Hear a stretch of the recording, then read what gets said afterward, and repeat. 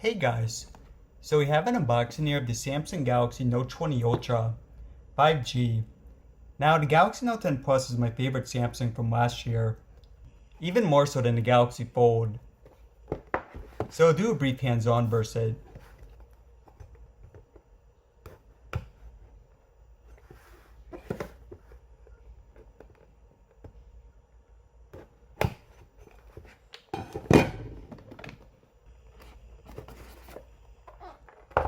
Alright, so right on top we have the Note.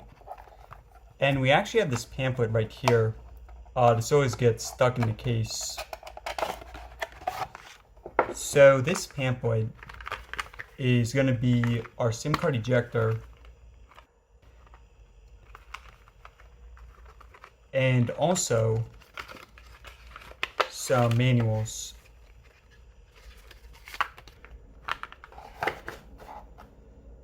Alright, so we'll take a look at the Note in a few. Alright, so we also got a quick charge, unlike some future phones. Yeah, Samsung always packs a ton of stuff.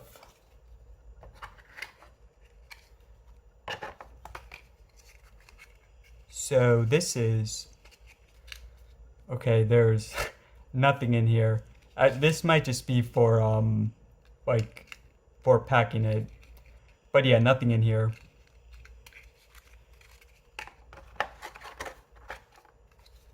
And we also have a USB-C cable. Alright, so this is actually pretty bare bones by Samsung standards. Usually they'll also give you a free pair of headphones, some additional earbuds, some extra converters, and yeah, none of that this year.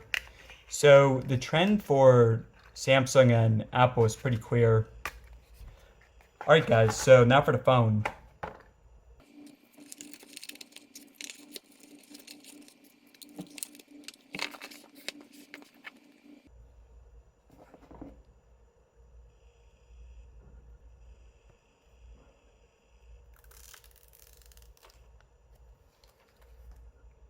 Yeah, so first thoughts, this is really beautiful. It is pretty hefty and that camera bump is ridiculous. But in terms of looks, it's really nice. Honestly, the video does not even fully capture it. But yeah, it just looks really, really nice. Alright, so let's power it on. Now we'll go over the specs in a second. But this phone starts at $1,300. There's also the regular Galaxy Note 20. But, you know what guys, I mean, that is like a plastic build. A lot of things going against it for $1,000 still. So yeah, if you're gonna buy a Note then I'd say either buy this one or last year's Note 10 Plus. But I would definitely steer clear of the Note 20. Alright guys, so I'm gonna put in my info and I'll be back in a few. Alright guys, so I've been using the phone for the past day. Now, as you'd expect, it's a very good phone. But the question is whether it's $1,300 good. And honestly guys, I'm not convinced about that. So I do have a few issues with it. But we'll go over the specs first. Now the phone has an in-display fingerprint, which works decently, but not 100%. The biggest selling point is the S Pen. So I'm going to try to write this down, but my handwriting is not going to be that good. So I hope y'all can read it. Now the phone has a 6.9-inch nice display. It is Quad HD and up to 120 Hz refresh rate. But that's only for 1080p mode. Now on the front we have a 10MP camera. And on the back we have a triple camera setup with a massive 108MP as the main and two at 12. So the additional lenses are telephoto and wide. Now the camera bump guys, again, it's really massive. The S20 Ultra also had a massive lens, and that had issues with close-up photography and video. So we'll do a test for that in a few. Also, it does shake when you hear a sound when you shake it. Alright, so for the rest of the specs. Now, this is one of only a few phones with the latest Snapdragon, the 865 Plus version.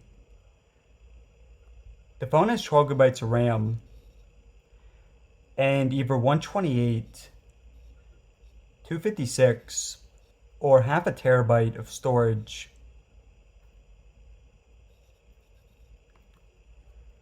The phone does have micro SD card support and a 4500 battery, so it's pretty small compared to the ROG Phone 3, which we just covered. That's 6,000. But yeah, we'll be doing testing for it. It does have wireless charging though, unlike the ROG. And unfortunately, no headphone jack. But you do have USB Type-C. And also 5G. The phone also has dual speakers. Limo Recording Studios, Golden Empire.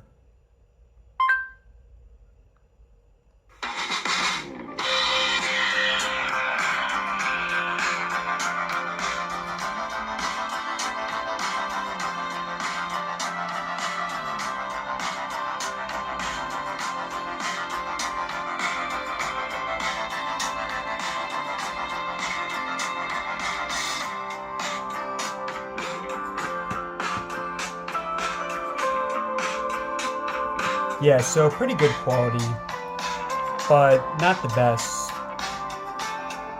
I'd say about average for a flagship.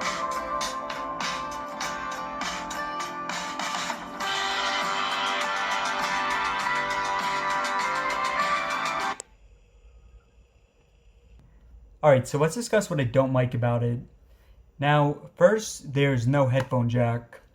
I know a lot of people don't care about the headphone jack, and this actually ships with free wireless headphones if you pre-order it. But that said, I actually still prefer using wired headphones. I have some very good ones I bought a while back, and also I just don't like charging them. So yeah, I mean, Sony brought back the jack with the 1.2, so I'm gonna just keep mentioning it. Hopefully Samsung will eventually bring it back. Now, number two, and I think this applies to more people, this camera bump on the back causes a few problems. So, number one, I really like having thin cases, and with this it just sticks out so much that I can't really get a very thin case. And also, the phone itself is already kind of thick, so adding on a thicker case is definitely not ideal for me.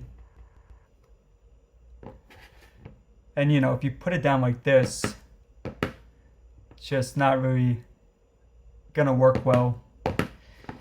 Also, that said, guys, I was not a fan of the S20 Ultra's camera. Now, I'm not saying it's a bad camera, but you know, if you're gonna make this massive camera bump, it better at least be a big upgrade. I discussed this more in a video in the top right corner, but the problem with this phone, or problem with this camera rather, is that it's really bad for close-up stuff. And let's see, it looks like, let me just try making this a bit easier to see.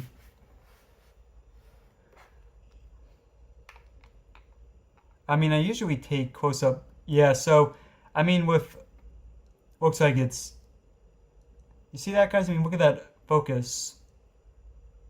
I know it's not really meant for close-up, but the thing is that I usually take close-up photos. Already not happy about this. Yeah, I don't know. I'm really not that close to it, at least a few inches, but yeah, so that's a concern for me. Now let's compare it to last year's Note 10 Plus 5G, the best Note of 2019. So one thing, guys, is you see the cameras on it. For the Note 10, it's basically flat. And I prefer using the Note 10 to the S20 Ultra's camera just because it does not have the focus issues. And besides that, guys, I mean, like the 100 times zoom for the, the big selling point, the 100 times zoom. I've done a lot of videos on it, but that was pretty bad.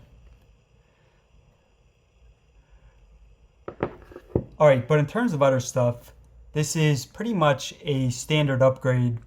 I will do a full comparison for them in a future video, but you're pretty much getting, again guys, your standard upgrade. You have the latest Snapdragon.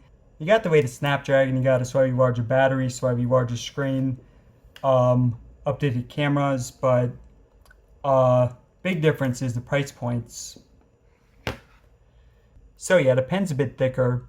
So tiny upgrades everywhere, but no huge upgrades. The 10 is only a year old, and you can find it for $650 versus $1,300. So again, guys, really no contest. This is 2 times the price. Okay, so I was thinking about opening up these Beanwife headphones, but honestly, guys, I don't like the look of them. I mean, they do look like pinto beans. I like the color a lot. It's really nice looking, but not for the headphones. Now, these are a pre-order bonus. I already have a lot of other wireless earbuds. So if you guys want to see these, then let me know in the comments below. But otherwise, I'm probably just going to sell them. Alright guys, so filming this last part with the Galaxy Note 20 Ultra's camera in 4K mode. Now, watching the video back, I know it seems pretty negative, but honestly guys, it's a $1,300 phone. It obviously has a lot of excellent things, but I would rather focus on the negatives, just so you guys are aware of them. But guys, take it for what it's worth. Maybe you don't care about the headphone jack, stuff like that. But I will say, I've had really bad luck with Samsungs during the past year. So I've had both the Galaxy S10 Plus and the Galaxy Z Flip break on me. But aside from that, I have not had any other phones break during the past 5 years. So, I don't know, it could just be unlucky, but, guys, just going to be honest, give my honest thoughts on it. And so far, my honest thought is that the Note 10 Plus is a much better deal. So, without question, guys, at this point, I would recommend this phone over the Note 20 Ultra. But that said, of course, the Note 20 Ultra has a lot of good features. So, we'll be doing a ton of testing for it. Alright guys, so I'll be back more soon.